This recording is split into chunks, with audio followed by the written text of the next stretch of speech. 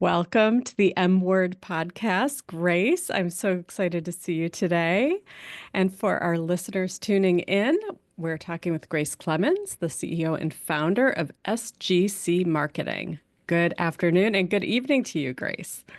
Thank you so much for having me. I'm glad to be here.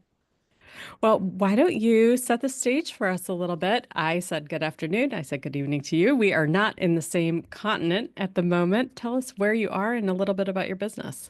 Yeah, so I am reporting live from Barcelona in Spain. I spend half my time here, half my time in Fort Myers, Florida. And I founded SGC Marketing a little over a year ago. We do digital marketing audits for e-commerce brands, and we have a full service team of freelancers who implement everything. So anything that's found in that audit, usually that includes a full strategy from email, SMS, social media, and much more. And we have handpicked teams based on each strategy to fit your business. So that's pretty much what SGC marketing does. However, we do work with businesses outside of e-commerce brands as well. So we can really help anyone who's looking.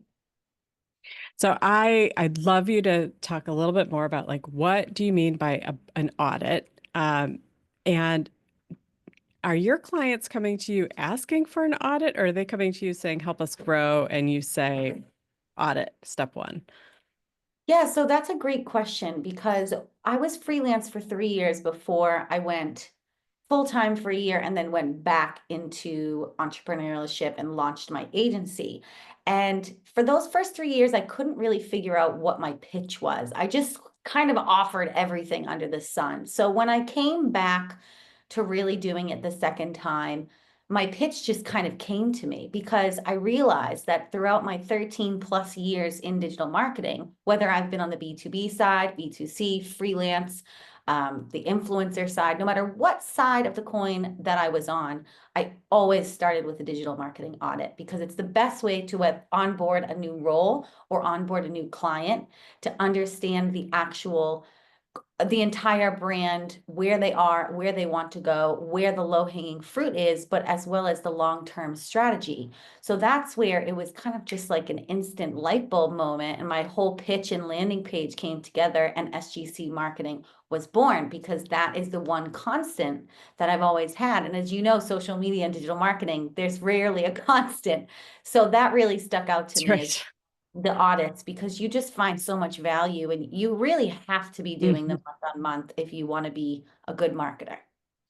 That's right. So what all is involved in that, and what type of brand is uh sort of ripe for being audited? Is this something that, it's for the seasoned brand who might be in a stale place, or is this for more of a new brand that doesn't quite have their footing yet?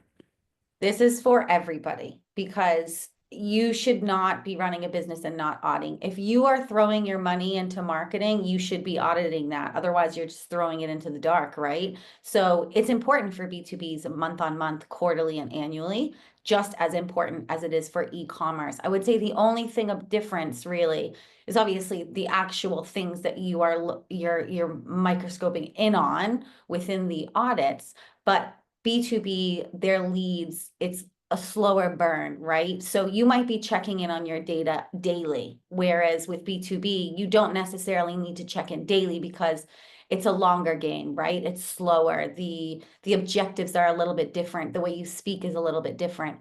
And the number of conversions are just smaller than what you see with B2C, where conversions and KPIs just move a lot faster for B2C and e-commerce.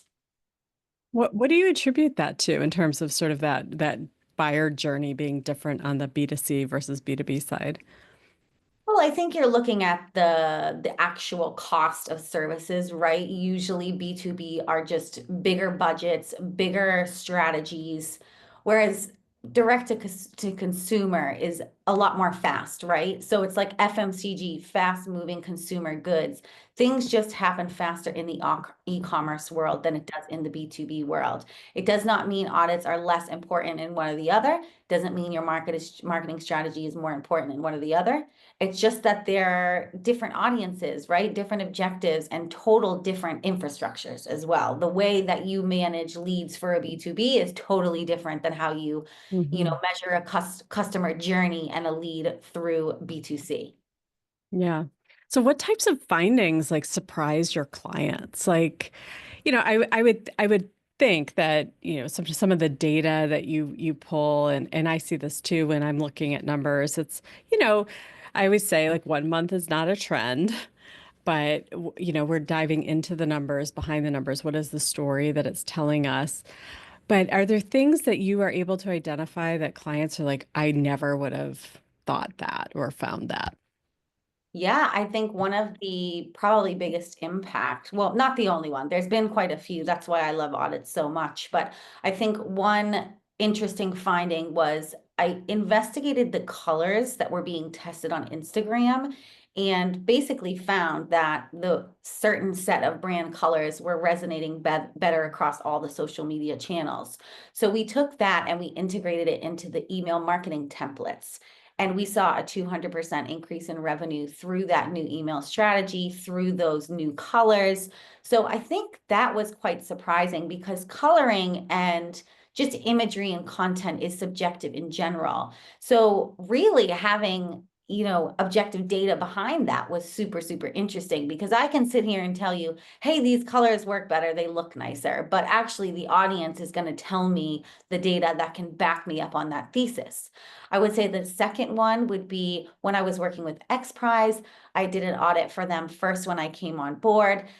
And I had an inkling. I knew that they needed to be on X at that time, but I did an audit to back my hypotheses up. And I argued, I said, look, we need to get back on this channel. Here's what we need to do. That included a re-strategy across all of the channels. But we saw an 870% increase within 6 to 7 months of going back on that channel. But that became infinite because when Elon Musk came on board and donated $100 million towards the X Prize carbon removal, well, guess what channel he was on?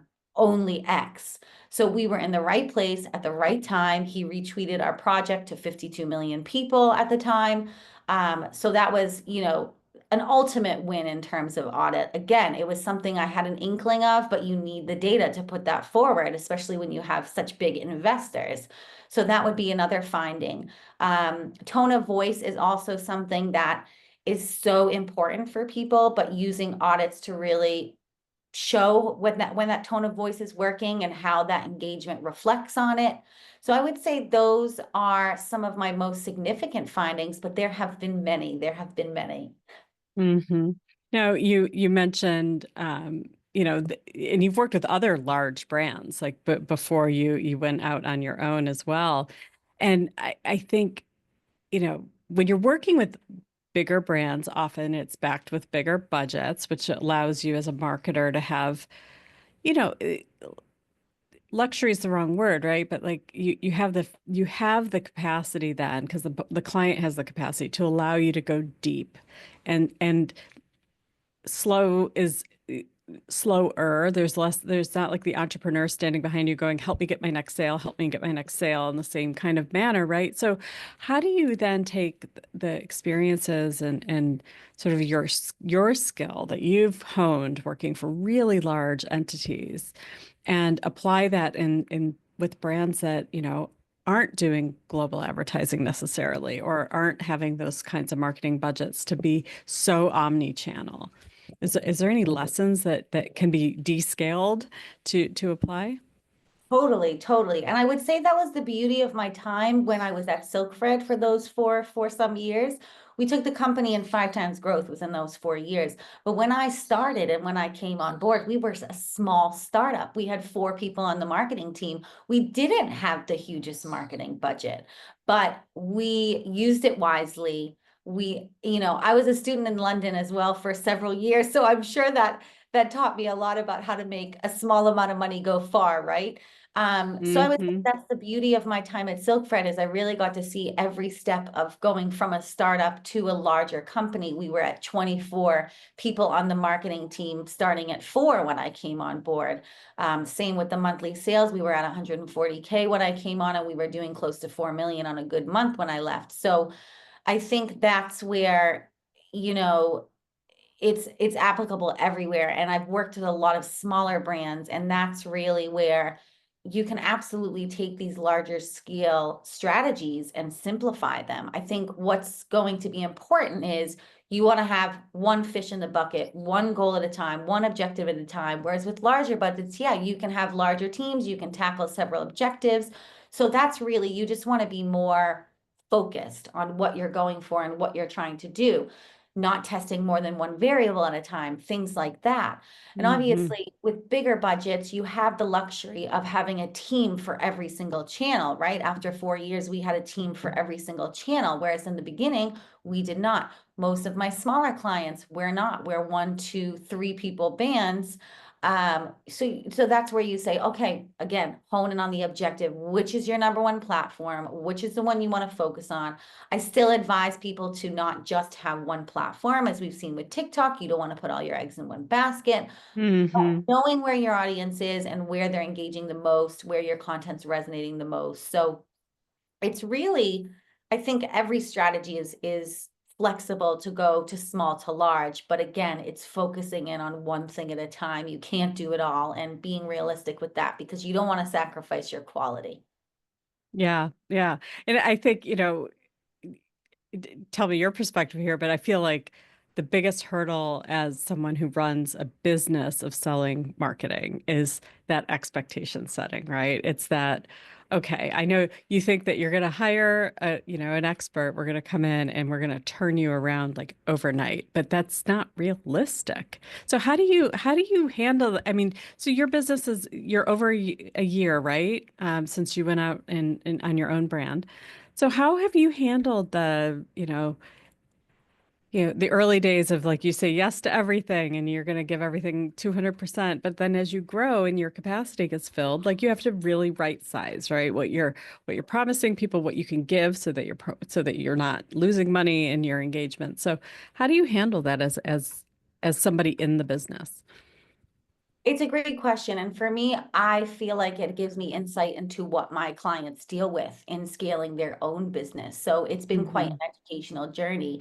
For me specifically, task management has made everything so much easier. And I actually feel like that was kind of the universe's blessing to me when I decided to stop being freelance for those 3 years and go into process driven. And I was the marketing lead there. It kind of gave me everything I needed to take my business to the next step.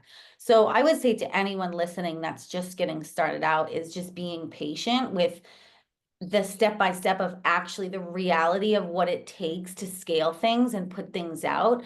Yes, I think managing expectations are extremely important. So when I, am onboarding someone or in the intro phase, we openly talk about that, about, we need at least 3 to 6 months to Hmm. really get a strategy in place, implement it, start testing it, and start reviewing on it.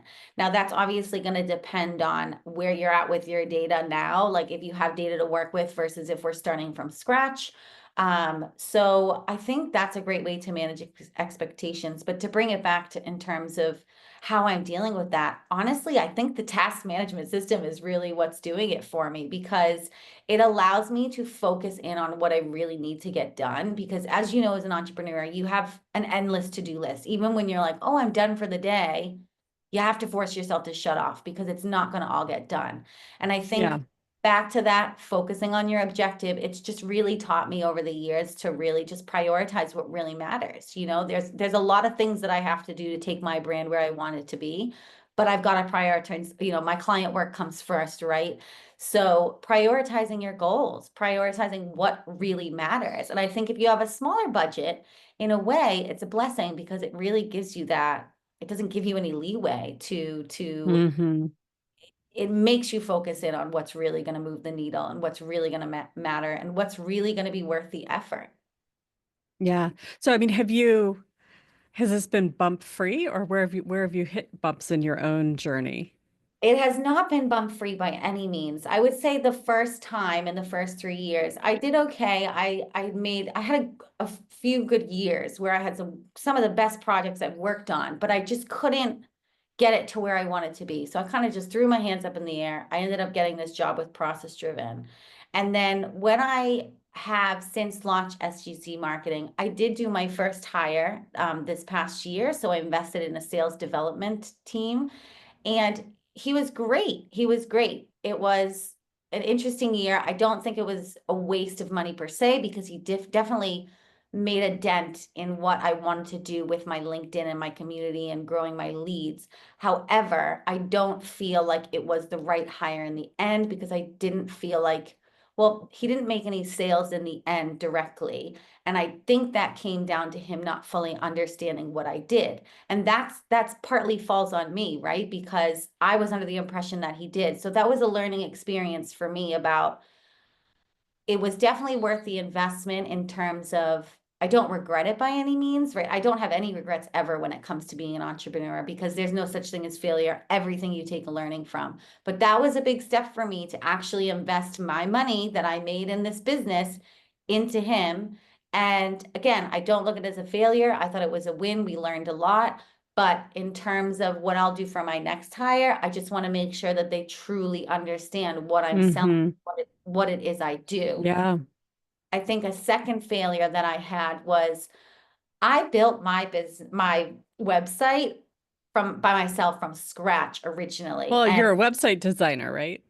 not necessarily. I just have the skills because I'm a marketer, and that's what we all do. If you have to We get do some. everything. Exactly. So Yeah. that's one of those skills that isn't on my service list. But if you need Squarespace website design, you can come to me. But I decided I'm going to outsource it. And somebody said, "Hey, we'll do a free website for you." And I said, okay, what have I got to lose?" And honestly, I was given the ugliest website that I've ever seen in my life. And it wasn't free in the end. There were affiliate links and all of this. And I should have known better, if I was honest. And it was a waste of time, a little bit of waste of money. But now I said, "Oh, I'll just do it myself." Or, I'll wait Hmm. until I have a little bit higher revenue, and then I'll reinvest it in people that I know and trust, and et cetera, et cetera.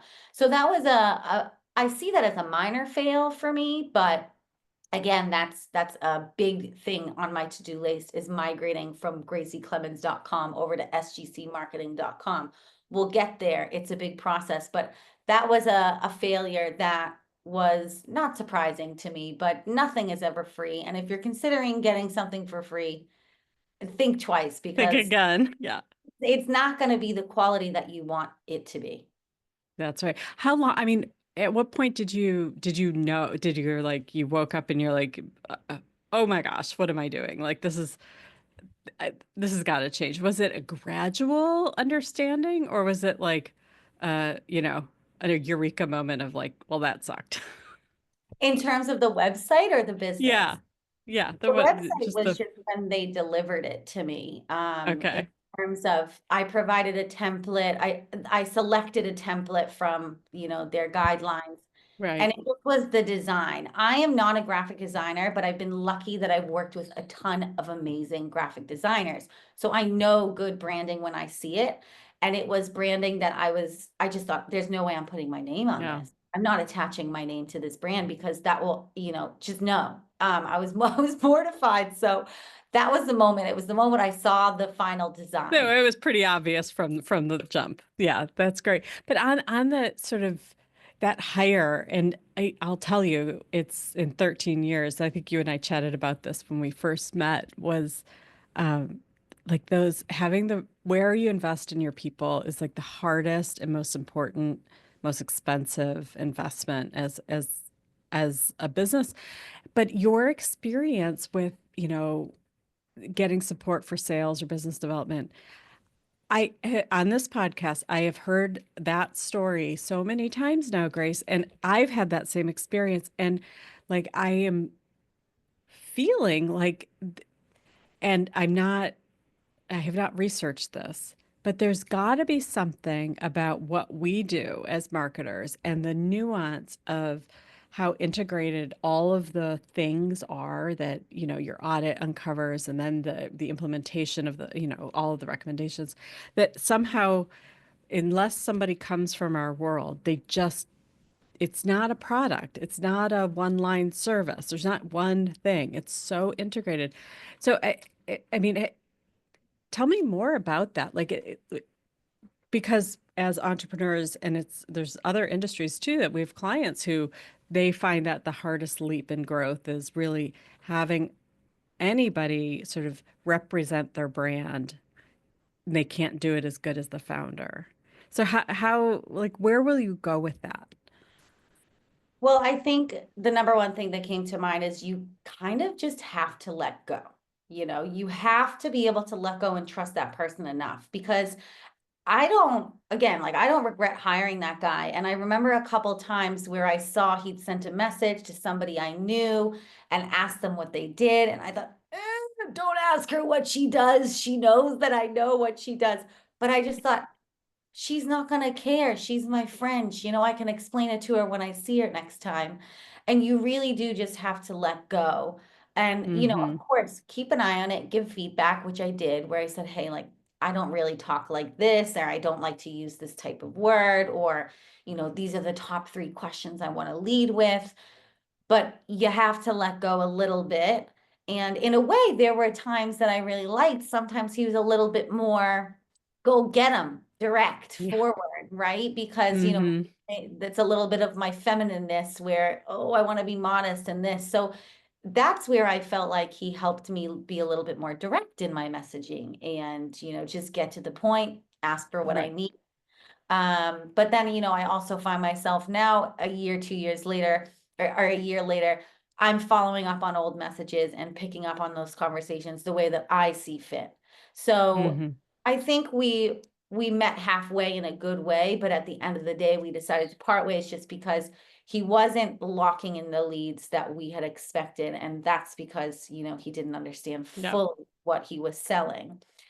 So it's a great lesson. It's a great lesson, but I think letting go is a big part of it because even if you hire your dream salesperson, right, or your dream content creator, they're going to do things that you might not do, and you kind of have to Mm-hmm. trust them. That's the importance of hiring someone, right? You have to let them shine. I think we see this for a lot of CEOs. When you grow your baby from the ground up, it is hard to let go, but if you trust your hires and you do your homework, let them fly, right? You let them fly and provide feedback on the way back to the ground. Mm-hmm. Yeah. Yeah, that's great. So what next for your business? What's your next milestone or goal that you're working towards? Well, I have one more spot to sign for this quarter, so that's the obvious goal. But my biggest goal personally is doing that migration from one website to the other. So Yeah. the number one thing I always find in my audits, other than UTM tracking, because that's something everybody needs, cleaned up or organized for themselves, is a coherent and consistent digital footprint across all of the boards. So I did a branded shoot for my agency when I first launched everything, and I felt that brought the brand together brilliantly. And I got a logo made, but I haven't launched the actual agency website. I'm still working with my freelance website, and that's my biggest goal because that's the number one thing I preach is I want Yeah. to have a coherent brand, and it's just not where I want to be there. But again, client work comes first. We will, Yes, always. You got to we will, eat. we will get there. And you'll see if you follow me on all the channels, you'll see that the logo is starting to change and the branding is starting to change away from my personal brand over into my agency brand. But there is a reason I did that. And I will say that is because we know as marketers that people resonate more with faces. So I sold my face first because that was my personal brand. I've been building it for over 10 years across all my social media channels. That's what people were familiar with. So I thought building my personal brand was a good place to start and then navigating it over to the agency. So that's my biggest goal. Yeah, that's fantastic. And I I I don't know if I told you this, but we have in our Slack channel, we have a channel called 2023 website. Uh and I'll be damned. we launched that thing, and it was my team who got it launched in December of 24 because I was like, that cannot go into 25. And, it was probably our fourth iteration of a brand new website because being in the business, we do these things. It's important. But I want to say marketers are their worst marketers for themselves, right? Like, because we overthink everything when it's our own. We know too much. We know too much. When we're with clients and we've scoped it, we keep to the scope. We cut ourselves off because we have a budget. We want to meet the budget.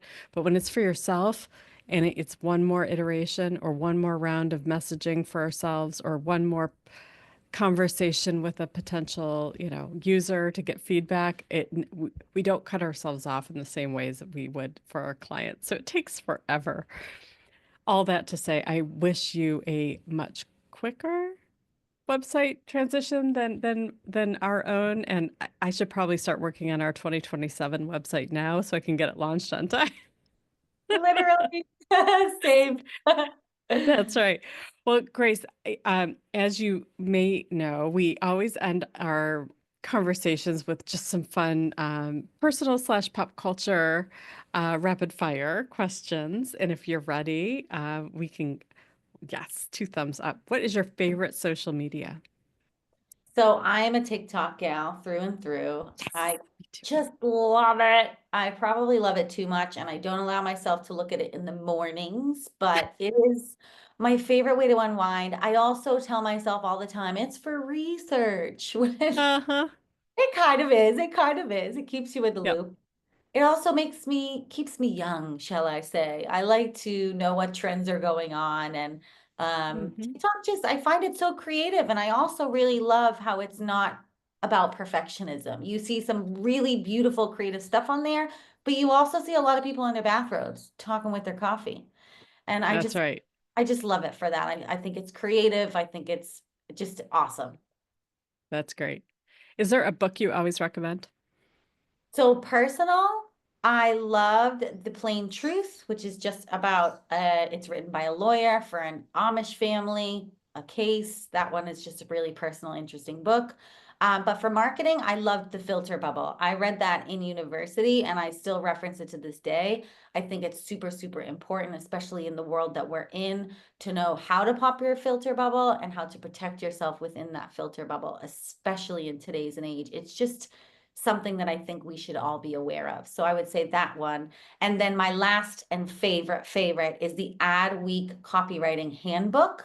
That I was the head of copywriting for a long time, and that's when somebody gave me that book. They just thought I would really like it.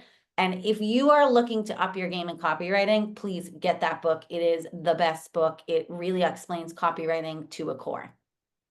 So what you're saying there, my takeaway from that is, while trends change in how we market, copywriting, it sounds like this has staying power if it's a book that you still reference and talk about. Yes, and you can have the best strategy in the world, you can have the best tech in the world, but if you don't have good copy, you're a little bit lost, right? I feel like copy is a super important factor to marketing. I mean, I'm lucky that that's just a natural skill that I'm lucky to have carried into every job. So if you want to up that skill, yeah, the Adweek Copywriting Handbook is a That's winner. great. Taylor Swift, yay, nay, or don't care? Yes, love T Swift. I actually was just singing My Tears Ricochet. It's my flatmate and I, our favorite song. We sing it together on Blast. So hard yes for T Swift. Wonderful. And then lastly, where do you want to go on your next vacation? Oh, okay. So I would love to do Turkey or Italy just because I have a couple friends from Turkey who go every year. I want to meet them there. And I have some friends from Italy that I want to meet there. So Turkey or Italy this summer.